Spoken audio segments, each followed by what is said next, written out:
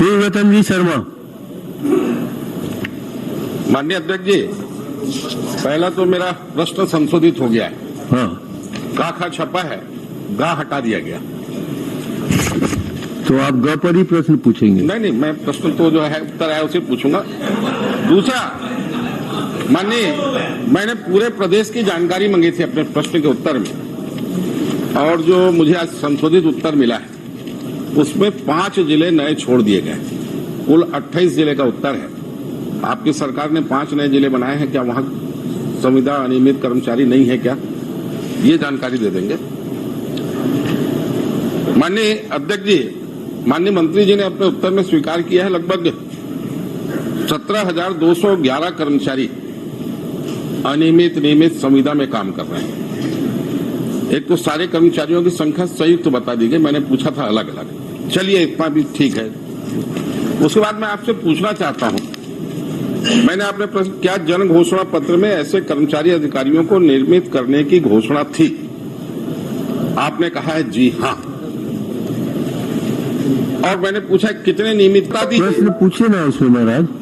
आप ये बता दीजिए, इन कर्मचारियों को कब तक नियमित कर देंगे या नहीं करेंगे? ये चलिए महाराज, ये बस।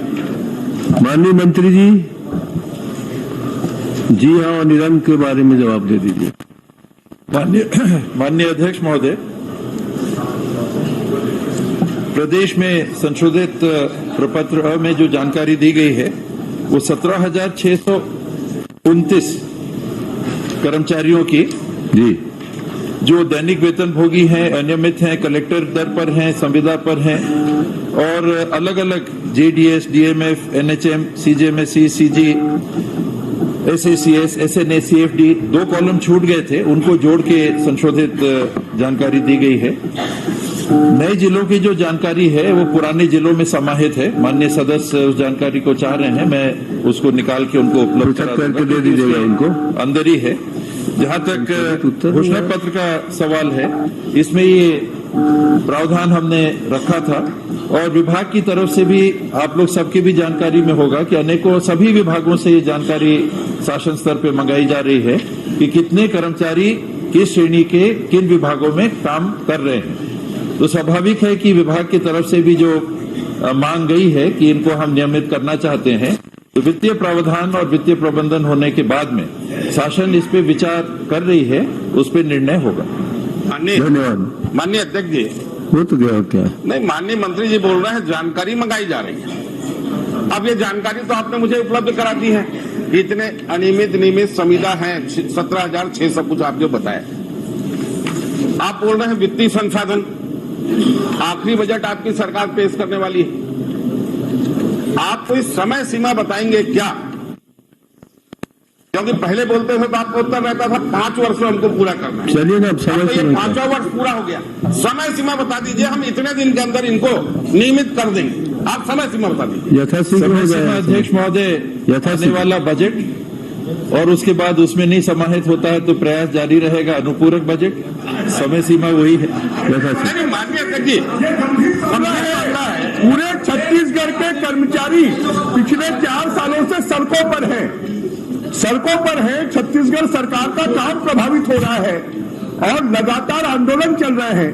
और इस सरकार ने जन घोषणा पत्र को अडॉप्ट किया है इस विधानसभा में कि सरकार अडॉप्ट कर रही है, क्योंकि सरकार की बाध्यता नहीं है कि इन अनियमित कर्मचारियों को, संविदा कर्मचारियों को रेगुलर किया जाए। राज्यपाल जी का अभिभाषण नहीं, आप जन घोषणा पत्र के अध्यक्ष रहे हैं, आपको क्या सजा मिलनी चाहिए आप भी तय करके बताएं। सरकार को क्या सजा मिलनी? आप भी गंभीर प्रश्न ही कर रहे हैं। अध्यक्ष मेरा प्रश्न, चलिए उत्तर आ जाए। माननीय अध्यक्ष महोदय, निसंदेह ये संवेदनशील मामला है जी। इसमें कोई 2 बात नहीं है। काले सफेद में जन घोषणा पत्र में अंकित है। शासन ने भी जन घोषणा पत्र को क्रियान्वित करने का निर्णय लेकर, मंशा बनाकर एक एक करके उनको पूरा कर रहे हैं।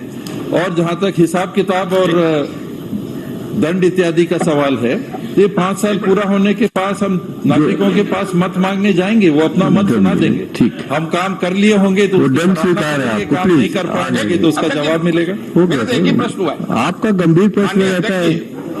हो गया ना। 17,611 कर्मचारी कार्यरत हैं। अनियमित संविदा दैनिक वेतन भोगी कर्मियों को रिक्त पदों में नियमितीकरण की कार्रवाई की जाएगी और किसी की भी छटनी नहीं की जाएगी। ठीक है। ये जन घोषणा पत्र में है और क्योंकि जन घोषणा पत्र 2019 के राज्य शर्मा जी अपना शर्मा जी अपना जन घोषणा पत्र भी तो पढ़ के देखिए, भाजपा की जन घोषणा पत्र भी पढ़ देखिए। कितने दैनिक आपके प्रधानमंत्री अब जी उसी ने उसी को आप मत क्या कहा करिए। था? क्या कहा था अपने जन घोषणा में आपने? आप तीनों लोगों का चल रहा है।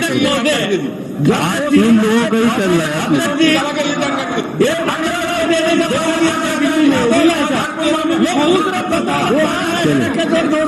चलिए बैठिए आप लोग प्लीज।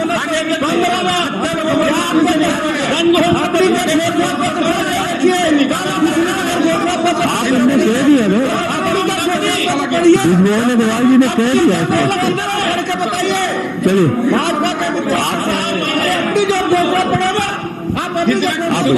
देखिए, आप बैठे प्रेस काल में नहीं चलेगा, आप लोग बैठे प्लीज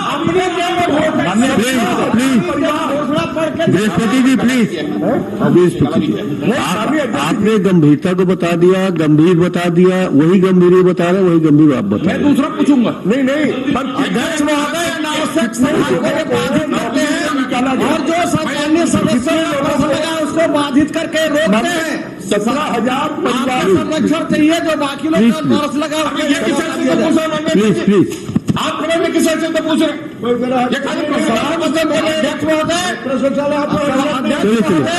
ये भाजपा प्लीज आप बैठ जाइए। देखे अपनी घोषणा पत्र के बाद आप बैठिए, ये नहीं चलेगा। माननीय मंत्री जी आप जवाब दीजिए। वो तो आपकी बात ही नहीं मानते। माननीय अध्यक्ष महोदय, ये प्रश्न विधानसभा में नहीं पूछा गया था, इस कार्रवाई में नहीं पूछा। वो रेगुलर भर्ती हो चुके हैं। तो मैं कितने लोग वैसे हैं जो पहले काम कर रहे थे इस कैटेगरी में, जवाब सुन लीजिए। और कितने लोग रेगुलर हो गए हैं, रेगुलर भर्ती में ही आ चुके हैं, मैं उनकी भी जानकारी उपलब्ध करा दूंगा।